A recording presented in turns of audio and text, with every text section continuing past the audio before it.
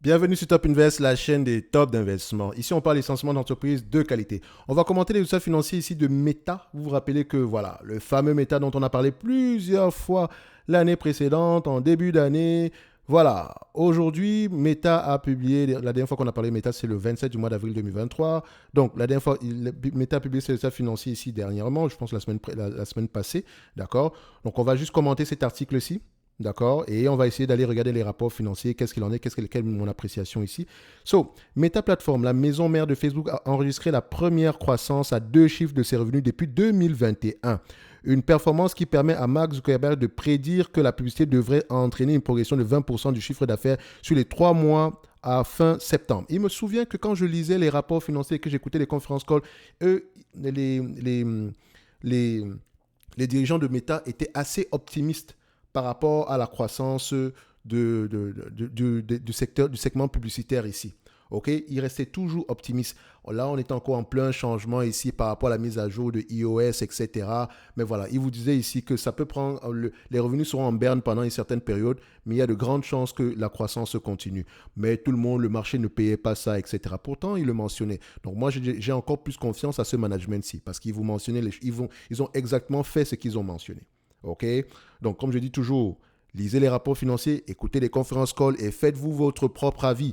Ne vous limitez pas aux articles de journaux parce qu'ils sont là pour vendre du sensationnel. OK? Maintenant, on va vous justifier la croissance de Facebook en date d'aujourd'hui, ou bien, excusez-moi, de Meta par rapport, on va vous justifier cette croissance-là par rapport à tout ce qui concerne ici l'intelligence artificielle ici et la réduction des coûts. Et encore, même quand on parle de réduction de coûts, ce sont des éléments qui étaient déjà visibles à cette période-là. Et vous vous rappelez, il y a plusieurs vidéos, on l'a mentionné. Ce n'est pas une erreur. Je n'ai pas pris ça. Voilà, je ne l'ai pas inventé, je ne l'ai pas deviné. En fait, il le disait déjà. Il le disait. Les amis, lisez les rapports financiers. Lisez les rapports financiers, écoutez les conférences calls. Je ne vous le dis à chaque fois. D'accord? So, il a également indiqué que son pari sur l'intelligence artificielle commençait déjà à payer. Donc, l'action progresse 9% avant. Enfin, ah ouais. Donc, le pari et l'intelligence artificielle, ils travaillent depuis. D'accord? Ils travaillent sur l'intelligence artificielle depuis très longtemps. Au même titre que Google. D'accord? So, Meta a dégagé un chiffre d'affaires de 32 milliards de dollars au deuxième trimestre, en hausse de 11%, dépassant ainsi les attentes des analystes qui tablaient sur une moyenne de 31,1 milliards de dollars. Une année 2022 a oublié, la plateforme de réseaux sociaux a traversé une année 2022 difficile marquée par la lente reprise post-crise sanitaire et la modification des règles de confidentialité d'Apple qui ont entraîné l'année dernière la première baisse du chiffre d'affaires et de l'histoire du groupe. Une situation qui avait pesé sur les nerfs des investisseurs. Ah ouais, qui reprochait à Mark Zuckerberg de s'éloigner de son cœur de métier avec ses investissements coûteux dans le métavers. Encore une fois, quand on parle de métaverse ici, j'aime toujours dire qu'on ne parlait pas de métaverse. On a toujours investi dans l'infrastructure. L'infrastructure, que ce soit dans le site, essentiellement ici le cloud. D'accord? Afin de pouvoir supporter tout ce qui allait venir avec l'intelligence artificielle, etc. La partie métaverse ici n'est qu'un segment parmi tant d'autres. OK?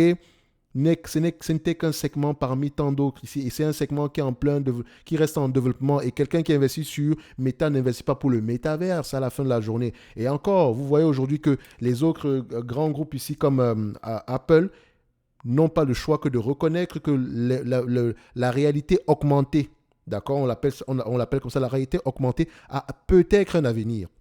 OK? Et donc, Meta a déjà commencé à travailler dessus depuis longtemps. OK? Donc, Meta Platform a dû réagir en supprimant quelques 20 000 emplois et en améliorant sa stratégie publicitaire. Déjà, si vous regardez du Meta, avant même tout cela, Meta avait commencé à embaucher massivement les périodes précédentes. Massivement. OK? Donc, le fait qu'on embauche aussi massivement, ça ne veut pas forcément dire que ce sont des gens qu'on va garder à long terme. Peut-être c'était pour accélérer un travail précis. D'accord? Donc, Meta Platform, bon, également, on aurait pu déléguer, etc. Donc, Meta Platform, en supprimant 20 000 emplois ici, en améliorant sa stratégie publicitaire avec l'apport de l'IA au cours de ce que Mark Zuckerberg a appelé une année d'efficacité. Ouais, bon, une année d'efficacité, ça veut dire. Les termes sont importants. Maintenant, on va vous dire, ouais, comme on parle d'efficacité, ça veut dire qu'on va couper sur les coûts, etc., machin. Mais il vous le mentionnait déjà précédemment. Encore une fois, en fait, ce qui me dérange, c'est que, allez-y prendre les rapports financiers les conférences calls, allez-y regarder 2021, 2022, premier trimestre, deuxième, troisième, quatrième. Qu'est-ce qui est mentionné? Et posez-vous la question de savoir, oh, par rapport à ce que vous voyez ici aujourd'hui, est-ce qu'il le disait déjà? Pendant que tout le monde était négatif. Oh, mais t'avais, il gagne de l'argent, ouais, etc. La publicité, ça va mourir, TikTok, machin. La compréhension du business est primordiale, les amis. Vous pouvez avoir les meilleurs éléments quantitatifs que vous voulez quand vous analysez une compagnie, mais ça, ce n'est que de l'analyse quantitative. Le fondamental, c'est lire les rapports financiers. D'accord? Fondamental, c'est lire les rapports financiers, interpréter ces chiffres-là avec les éléments qualitatifs que vous allez trouver. Et lire également sur les concurrents, écouter également les conférences calls. Ça prend du temps. Ça prend du temps. Et voilà, pour ceux qui veulent aller plus loin, je propose toujours ici le service Top Premium, d'accord? Comme on dit sur le service Top Premium, moi je propose 2 notes d'analyse concernant les entreprises qui, moi, me semblent sous-évaluées. Donc moi, je prends la peine de lire les rapports financiers, j'écoute les conférences calls et je propose uniquement celles qui, moi, me semblent sous-évaluées en date d'aujourd'hui.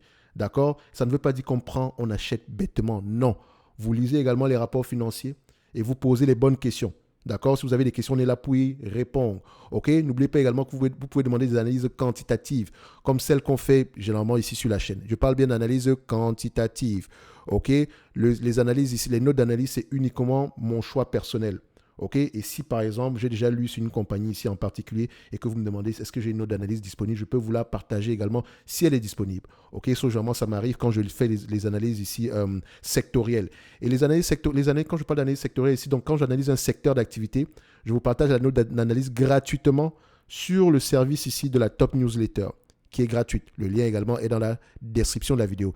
Et sur le service Top Premium, vous avez la possibilité ici voilà, vous avez la possibilité de le prendre en annuel, une fois par an, biannuel, 2 fois par an, trimestriel et mensuel. Donc, vous avez le choix. OK? Donc, c'est renouvelable automatiquement, je précise, et vous pouvez également annuler en tout temps. OK?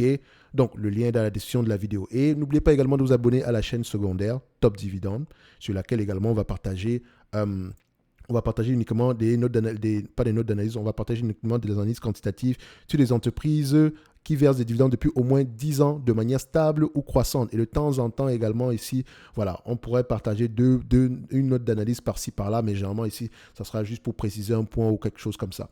OK? Donc, comme je l'ai toujours dit, lisez les rapports financiers, c'est très, très, très, très, très important. OK? Donc, je reviens sur un autre article concernant Meta. Alors, interrogé par les analystes lors de la conférence qui a suivi la publication des résultats, le patron de Meta a déclaré que cela, est-ce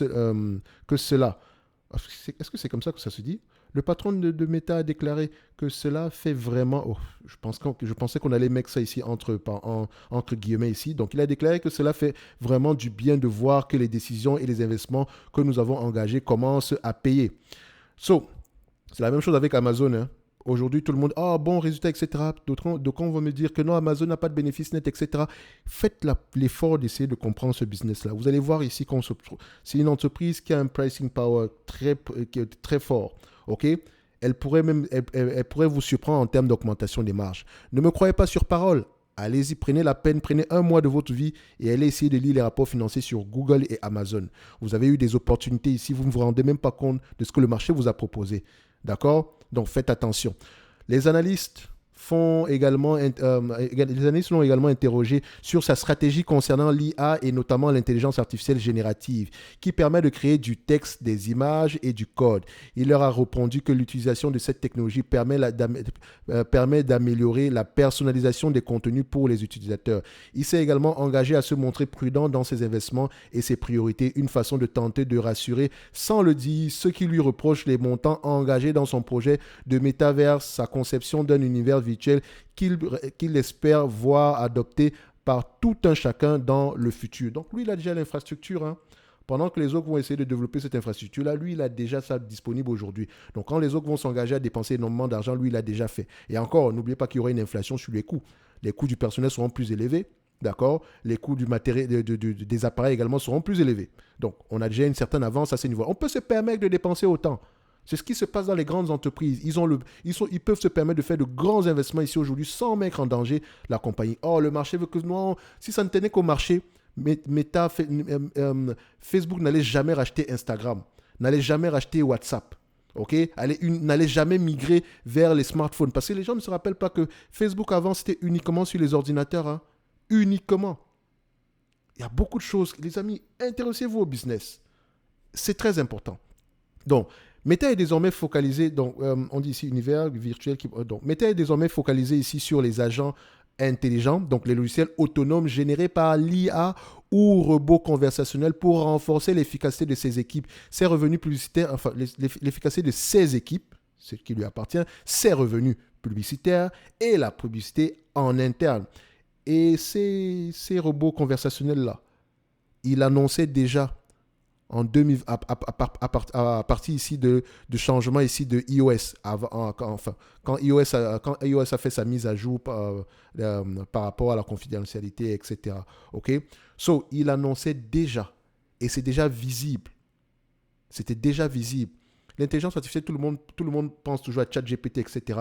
Dites-vous que Meta a sa propre intelligence artificielle générative, qui est même gratos, Llama, open source. OK? On ne fait pas grand bruit à côté par rapport à ça, mais ça existe. D'accord? Donc, quand est-ce qu'ils ont commencé à travailler sur l'intelligence artificielle alors qu'on nous mentionnait que ouais, métavers, etc. Vous allez voir ici que si vous tapez juste le terme IA dans tous les rapports financiers, prenez-les à partir peut-être de 2018, 2017, IA ou bien Artificial Intelligence ici, AI, donc pas IA, excusez-moi, AI plutôt, d'accord? Regardez si à partir de 2017, 2018 par là, on le mentionne déjà. On le mentionne déjà.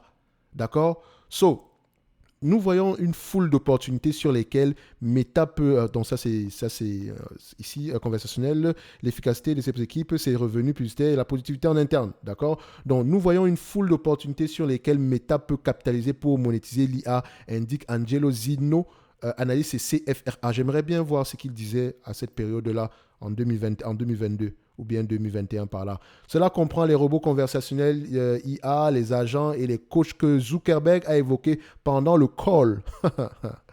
Mes amis Meta, là, même au prix actuel, je vous dis la vérité, je suis prêt à acheter du Meta. OK?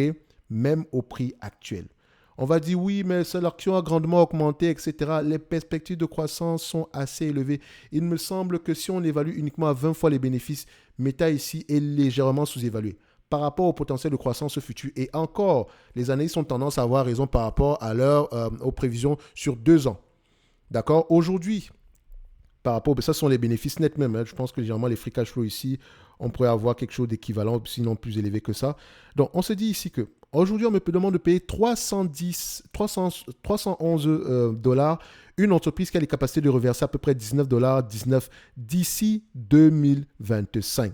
On me demande de payer 311 dollars, soit un rendement de 6,17%. Et c'est un business qui peut se négocier entre 20 et 25 fois les bénéfices. Si c'est 20 fois les bénéfices, c'est un rendement de 5%, ce qui revient à dire ici qu'on a un potentiel de croissance ici de 23% par rapport au prix actuel. Sans prendre en considération la dette, bien sûr. OK? Et je pense même qu'elle a même du cash net. Si on extrapole un tout petit peu, et je n'aime pas le faire, hein, je le fais juste comme c'est un exemple. Si on extrapole un tout petit peu, on se dit ceci. D'accord? Admettons qu'on prend en considération ce que Meta pourrait avoir d'ici 2025 par là. OK, donc c'est bien ça. 2025, est-ce qu'on a extrapolé les bénéfices nets ici? Où est-ce que j'ai cette information-là? Est-ce que j'extrapole les bénéfices nets? Non, je pense que ce n'est pas encore ajusté ici. Donc si je prends l'estimation, OK, c'est parfait. Si je prends l'estimation ici et qu'à partir de, on s'attend à une croissance ici de log de 57% en 2023, 25% en 2024, 13% en 2025 et au-delà de 2026 ici, à partir de 2026, on a à peu près une croissance de 3%. OK? Ce qui est assez correct. Admettons même qu'on fait du 5% parce que Meta peut faire du 5%. On le met là. À 20 fois les bénéfices à partir de 2029, d'accord? Disons 20 fois les bénéfices ici. On va laisser à 19,94. Ça ne change pas grand-chose. On a à peu près un prix qui pourrait... On s'attendrait à un prix à 466 dollars à l'action. Soit par rapport au prix actuel, une croissance de 6,55 annualisée. Ça, c'est un petit exemple. On n'a pas pris en considération le rachat d'actions. On n'a pas pris en considération l'augmentation des marges. C'est ce que je dis, c'est que même au prix actuel, Meta reste assez intéressante. OK? On ne va pas chipoter sur le chiffre actuel. Et même aujourd'hui, quand on vous demande de payer Meta 27 fois les bénéfices. Le 27 fois les bénéfices que vous allez payer ici aujourd'hui, en réalité, par rapport aux bénéfices nets de 2023 ici, d'accord, on va voir ici que c'était 6,17 divisé par 6,17. Par rapport aux bénéfices nets ici de 2025, on s'attend à peu près, vous payez à peu près 16,2 fois les bénéfices aujourd'hui par rapport aux bénéfices nets de 2025. Donc, c'est-à-dire que si vous prenez 19,19 multiplié par 16,20, vous trouvez le prix d'aujourd'hui. Or, si elle garde à peu près un multiple de 20 ou 25 ici, dépendant de la croissance, ça peut être très, très intéressant. Je n'ai pas mis 25 fois les bénéfices. Hein. Je suis resté à 20 fois les bénéfices. Je prends en considération l'augmentation des taux d'intérêt. OK? Donc, si on met 25 fois les bénéfices ici, on sera à un prix à combien? 479 $ par rapport au prix actuel. Et je n'aime pas, comme je dis toujours, il faut faire attention aux chiffres. On peut faire raconter tout ce qu'on veut aux chiffres. Donc, quand on vous dit ici, oh, ton investissement, c'est 480 $ à l'action, il faut prendre également en considération des éléments qualitatifs qui pourraient soutenir cela. Et ici, j'essaie de me protéger au maximum, je prends 20 fois les bénéfices. Mais c'est également qu'on pourrait aller à 25 fois les bénéfices, dépendamment ici des taux d'intérêt actuels. OK? Donc, techniquement, les gens auront tendance à prêter l'argent au gouvernement ici si voilà. Si payer 25 fois les bénéfices pour une compagnie qui a zéro croissance ici, c'est exagéré. C'est la raison pour laquelle il faut souvent faire attention. Elle a de la croissance. Donc, pour moi ici, même si elle a 5% de croissance, 25 fois les bénéfices, ici, on va se dire ici qu'après 5 ans, on revient à peu près aux alentours de 20 fois les bénéfices par là. Si je ne me trompe pas, 20, 22, quelque chose par là. OK, donc, ça ne serait pas fou d'avoir du méta au prix actuel. Et je ne fais que le dire. Et je le répète depuis très, très, très, très longtemps. Maintenant, ceux qui ont acheté du méta au prix de, voilà, à peu près à 200 $ l'action aujourd'hui, ils sont contents ou pas?